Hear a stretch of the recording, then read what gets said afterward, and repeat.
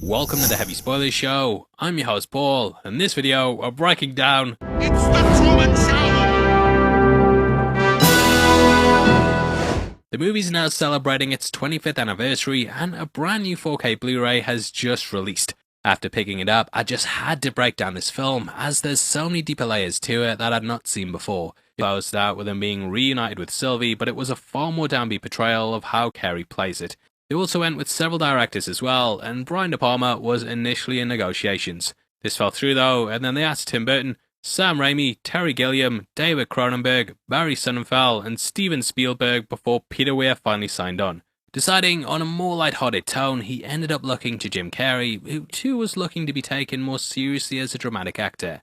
They'll drop this down to $12 million to be part of the film. His schedule was also pretty complicated too, with him working on both The Cable Guy and Liar Liar. Weir ended up delaying production for a full year because he felt that Carrey was perfect for the role. Nicole also rewrote the script 12 times, and a lot of inspiration was taken from Michael Jackson. Weir said the singer's life had been turned into a show and that they wanted to document what it would be like if that was taken literally. In fact, if you look at all the names in the film, these actually pull from real-world things. Marlon's named after Marlon Brando, and his off-screen wife's called Rita after Rita Hayworth. Truman's wife Meryl's named after Meryl Streep, and his upcoming love interest's called Vivian Lee. Truman's dad's called Kirk after Kirk Douglas, and his mum's named Angela after Angela Lansbury. Sylvia's show name is Lauren Garland, with a surname of course being a reference to Judy. The musicians in the town also carry this too. Barrymore Street's named after Drew Barrymore, and Wells Park is a nod to Orson Welles. James Stewart Street, well, you know with that, with Lancaster Square being Burt Lancaster. Now that takes us into the film itself, and the movie opens with Christoph talking about Truman's appeal and why the world's become fascinated with him. He says that people became bored with actors and special effects, and that they craved something real that was actually authentic. Inadvertently predicting reality TV, we'd see as this became something that was a phenomenon in the noughties. Even today, the shows are still popular, but it's fair to say the audience has become way more sophisticated. Deep down, we know that it's manufactured too, which this movie also somewhat predicted. Interestingly, Dennis Hopper was originally in the role of Christoph, but he walked off after the first day. Jack Nicholson was then offered the part, but he turned it down due to being friends with Hopper. They also offered it to Jonathan Pryce, who you might remember played a similar role in Tomorrow Never Dies. Now, he was on holiday at the time, so he couldn't get the script, because this was back before things were done through email. In the end, they settled on Ed Harris, who's actually only 12 years older than Carrey is. They made Truman look younger and Christoph look older by having things like wire-rimmed glasses and dark muted clothing.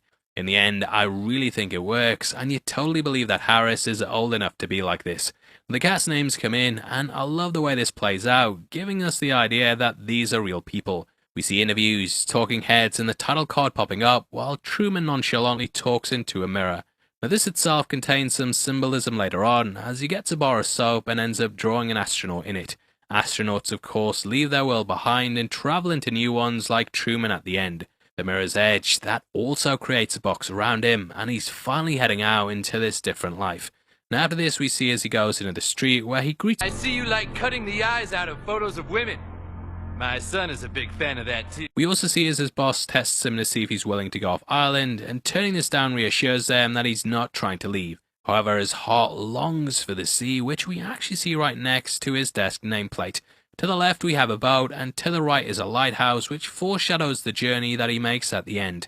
Going out to the ferry, even the dialogue here is used as a way to play upon his fears of the sea. Everything is leading that, and like them, we've got some bills to pay too. However, they're good ones, mate, and if you like these classic movie breakdowns, then I've actually got a deal that I think you're gonna love. Us and Arrow Films, we've started up a partnership where viewers of this channel get 10% off. Whether you want RoboCop 4K, the Hellraiser collection in 4K, the Chucky ones, or whatever you want, just use my link and pinned comment for 10% off. If you forget, then just use the code HEAVYSPOILERS at checkout, and that's a fine deal. Anyway, Truman talks about leaving his job. I imagine you would, just being stuck in this prison. Now he just wants to go wherever he can because he wants to get out and doesn't care where it is. Blocked by traffic, this ends up clearing out when it seems like they're heading home. Getting to the bridge, we see a sign in the bottom right saying that you're now leaving Sea Haven. If you look closely at the bottom, you can also see it has a line of text that says, "Are you sure it's a good idea?" Forcing Meryl to steer, they make it across where forest fire warnings hint at what security measures they have.